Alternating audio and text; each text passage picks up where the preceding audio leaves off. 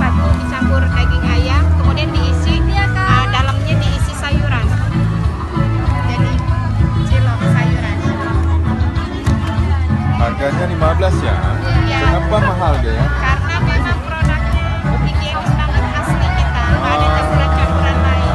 Dan dia produksi maksudnya karena agak tinggi. Penyedapnya pakai apa?